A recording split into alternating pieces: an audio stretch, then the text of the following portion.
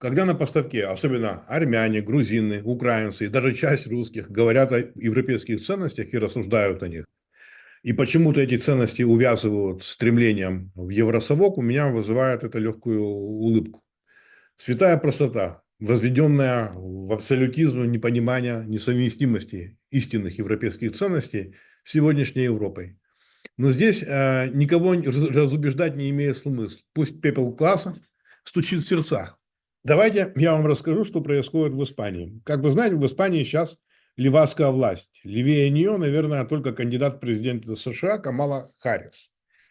Как и все левые, они идут во власть на очень простых розово-пушистых лозунгах. У богатых отнимем, бедным отдадим. Итог: разоряют средний класс, в то время как супербогатеи полностью срослись с государством и образовали такую вот государственную олигархию. То есть политики и олигархи как бы вот в одной банде.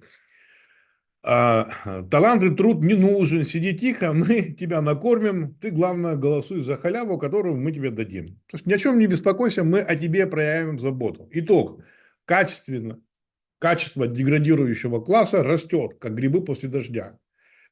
И это еще привлекает худших из худших иммигрантов. Ну, кто поедет нормально, вот когда есть понимание, вот то, о чем говорит государство. Да, то есть государство хочет тебя купить банальной тухлой костью, чтобы ты сидел тихо, голосовал за них, ничего не делал. И вот таких вот людей, которым это достаточно, все больше и больше генерирует вот такой вот посыл. Мы защитим все, что касается феминизма, ЛГТБ, трансгендеров и прочее. Итог: создали кучу министерств, НГО, НПО, хервачко с бюджетом больше, чем у МВД и у армии.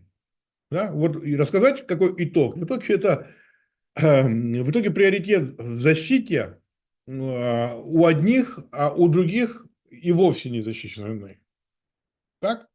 Зачем тратить деньги, создавать дополнительные бюрократические структуры, если есть закон, который должен защищать всех одинаково? Вот какой смысл?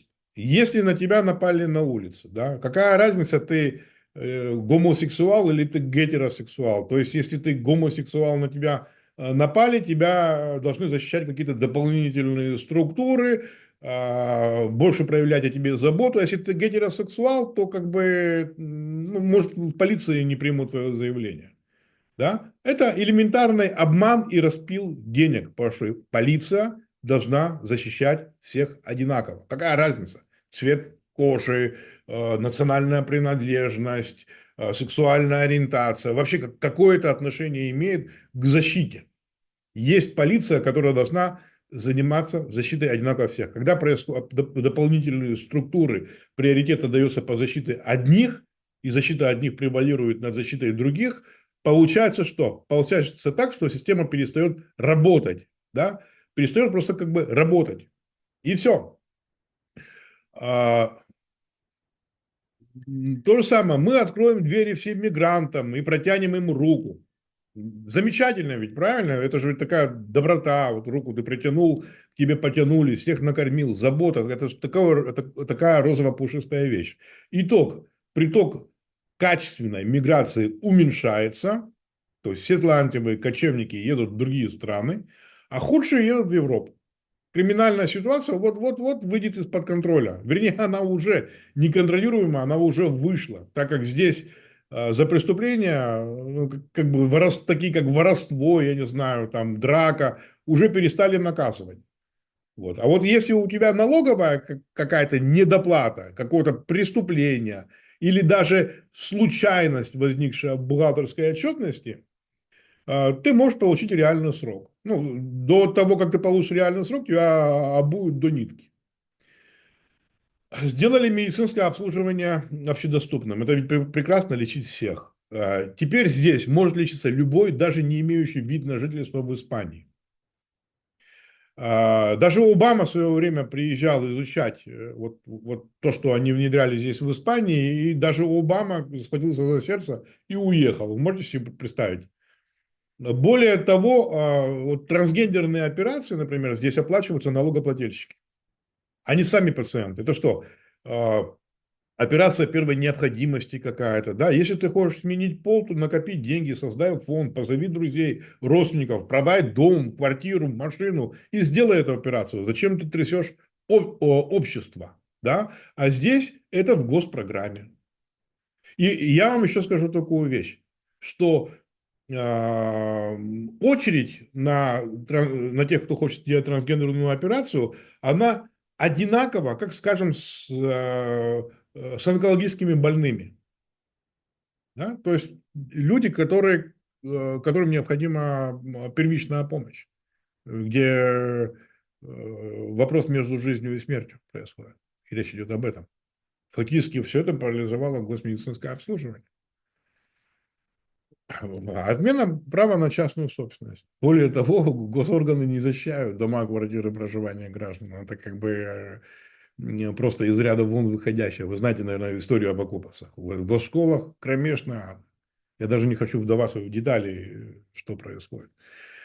Я могу это продолжать долго, но хочу обратить внимание на недавнюю трагедию в Валенсии. Да? Когда вот пришла беда, власть никак не отреагировала.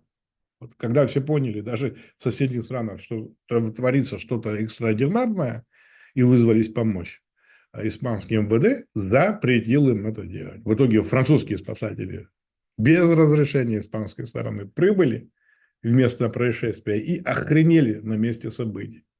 Никаких спецопераций там не проводилось. Спецмероприятий по спасению. Власти вообще никак не реагировали. На четвертый день начали отправлять армейские подразделения. Затопленный маркет там был, по-моему, Карифур, по-моему. Приехали, запаяли алюминиевыми листьями все входы и выходы, да, чтобы люди там ничего не снимали. Вчера местные жители возмущались, что оттуда уже трупный запах доносится, и никто ничего не предпринимает.